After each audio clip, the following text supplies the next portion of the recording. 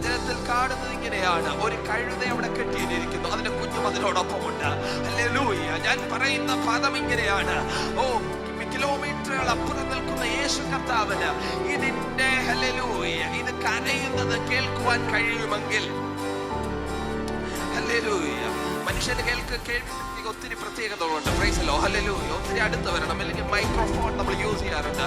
എന്നാൽ ഞാൻ പ്രാർത്ഥനയിൽ ഞാനൊരു കാര്യം പറയാ: നീ കെട്ടപ്പെട്ട് കിടക്കുകയാണെങ്കിൽ, വർഷങ്ങളായിട്ട് കരയുകയാണെങ്കിൽ, നിന്റെ മക്കളെയോ അങ്ങ് രാജസന്നിധിയിൽ എത്തിക്കുവാൻ പരിശുദ്ധാത്മാവിന് കഴിയുമെങ്കിൽ, ഒരു ചിന്ത ഞാൻ പറയുന്നു, നിന്നെ ചലിപ്പിക്കുവാൻ ആ ദൈവിക സാന്നിധ്യത്തിന് അനവധി നാളുകൾ കരഞ്ഞ വ്യക്തികളാകാം, അനവധി നാളുകൾ കരഞ്ഞ വ്യക്തികളാകാം, കണ്ണുനീരുകൾ കൊണ്ട് നനച്ചതാകാം, പിന്നെ ശബ്ദമൊന്നുമില്ല. ഓ, ഇന്ന് രാത്രിയിൽ ഞാൻ പറയുന്നു, ആ ഓച്ചയിൽ കേൾക്കുന്ന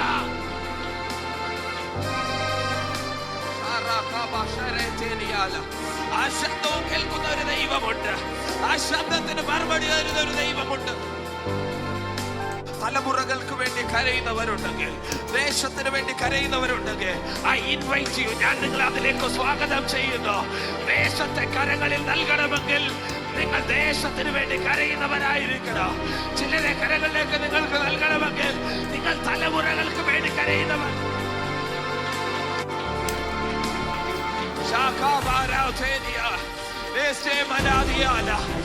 നാവുകൾ ഉപയോഗിച്ചു തുടങ്ങുക, നാവുകൾ ഉപയോഗിച്ചു തുടങ്ങുക. അനോയിനിക്ക് ഇരിക്കുന്നത് ശിരസിലല്ല, ബുദ്ധിയിലല്ല, നിന്റെ നാവിന്മേൽ.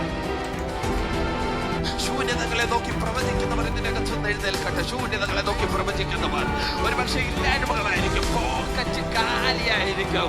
ശൂന്യതകളെ നോക്കി പ്രവചിക്കുന്നവരെ ഞാൻ ഈ പ്രാർത്ഥനയ്ക്ക് സ്വാഗതം ചെയ്യുകയാ. ശൂന്യതകളെ നോക്കി പ്രവചിക്കുന്നവർ, യെസ്, കർത്താവിന്റെ പ്രവൃത്തികൾ എപ്പോൾ ശൂന്യതയില്ല. ഇന്ന് രാത്രിയിൽ ഞാൻ പറയുന്നു, ശൂന്യതകളെ നോക്കി പ്രവചിക്കുവാൻ ഒരു കൂട്ടം ദൈവദാസന്മാർ, ഒരു കൂട്ടം ദൈവസഭ, ഒരു കൂട്ടം അഭിഷക്തർ ഈ തിരുവല്ലയുടെ പട്ടണത്തിൽ